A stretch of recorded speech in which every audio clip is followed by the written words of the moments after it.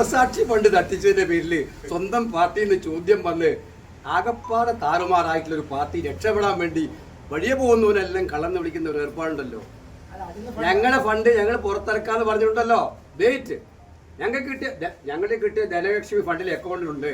എത്ര ഫണ്ട് കിട്ടി ഇതൊക്കെ കണക്കില്ലേ? അത് KPCC പറയും.